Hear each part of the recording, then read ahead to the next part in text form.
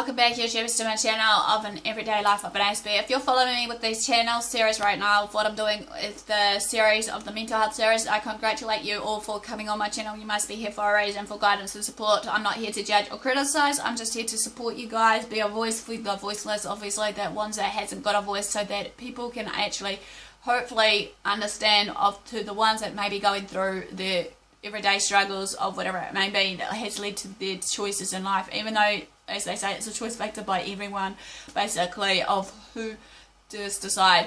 So in order for them to do though, however, I have been doing the do's and don'ts, what to say, not to say, maybe briefly, you know, but there will be more on that with the warning signs and everything that we'll cover later on in the piece, somewhere in these parts, hopefully, which I have actually marked up the parts to my first series of the mental health, which is the self-harming, but I humbly apologise, but hopefully it'll be clear enough for you guys to understand and follow along the way, sort of thing.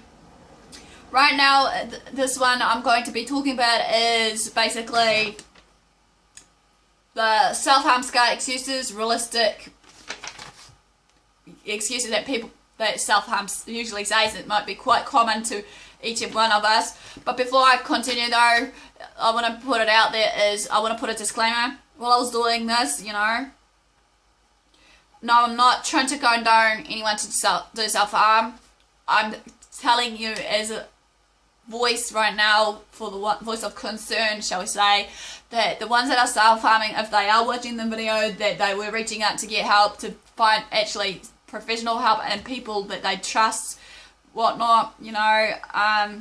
Also for this, as we know, self-harmers do lie, but you know, I'm not condoning for the ones that do self-harm to lie about what's going on, actually just to reach out to others who they think they can trust for support, and that will actually help them through this process so that they can actually think.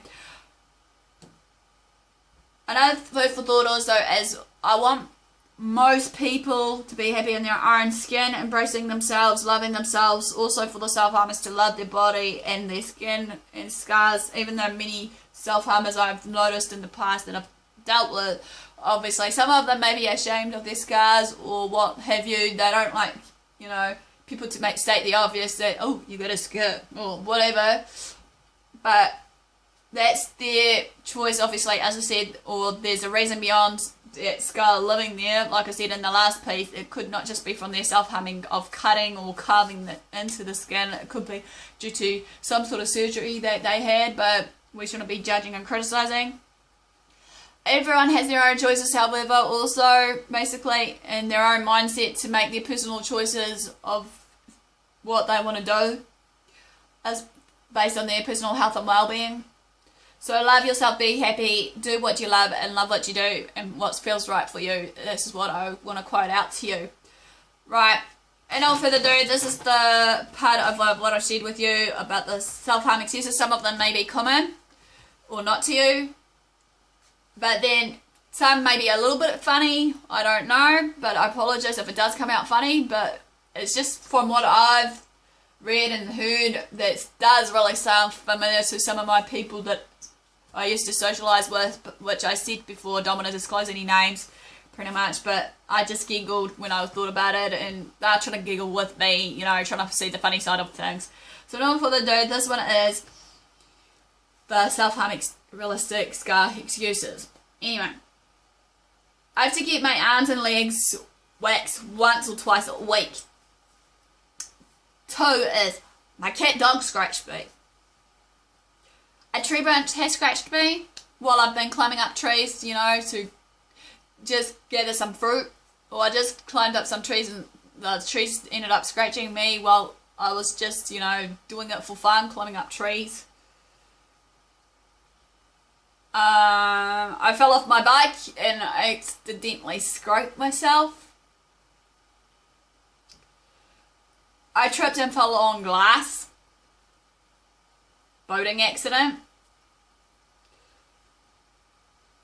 This scar. Oh, I had that ages ago when I had a car accident. These? You want these? They're birthmarks. They've had them for a while. These are hives. I'm allergic to bees and pollen and any other nature causing allergy that causes me to have hives. It makes me itch like crazy. What happened?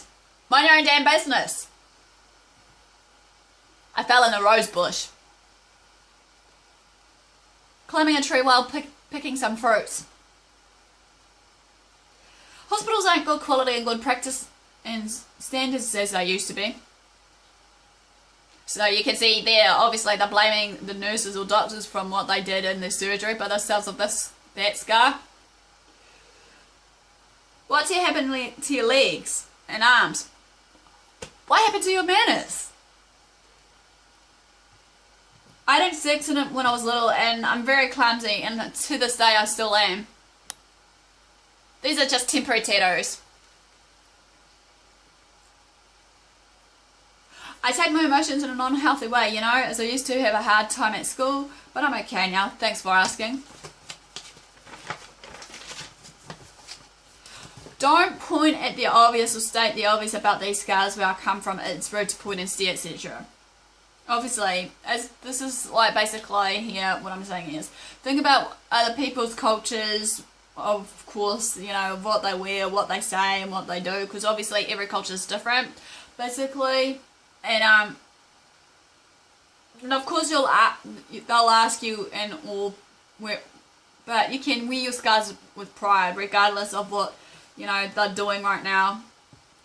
The tone of our voice matters basically, and if we stay calm enough to actually respond in a positive way to these, you know, realistic excuses that I've just given to you, because obviously at the end of the day, you know, sometimes I notice it's a hard pill to swallow for what to say to the people around you when they point and stare at your scars, you know, regardless what it is. So, in all for the do though, that ends basically the scars part of it. Give me the comments below, maybe, if you've been following my channel, of the ones that, you know, that has scars and stuff, of some of the excuses that I may not have covered, that, you know, maybe comment to some that may have heard it or not, you know, of the self-harmers versus the not self-harmers, you know, and give me a lowdown, and also just comment below for just food for support, thumbs up for support also, and the like for you guys that you're paying attention and all that. Share my videos to friends and family, basically, and also feel free to subscribe to my channel, basically, if you haven't done so. You know, as I said, I'm hoping to try and do as much as I can on this series before the end of the month, because I was hoping to get another tag out there, which I have a few list of what I'm going to say there, but like I said, it's just a matter of timing, hopefully. But the one I wanted to do, obviously, I'm not sure if this person that I want involved is going to do it. So enough for the do though. Thanks for watching, guys. Be safe, be true to yourself, love yourself, you know, love what you do what you love, sort of thing, matter of choice factor, and I'll see you again in the next piece. Thanks for watching.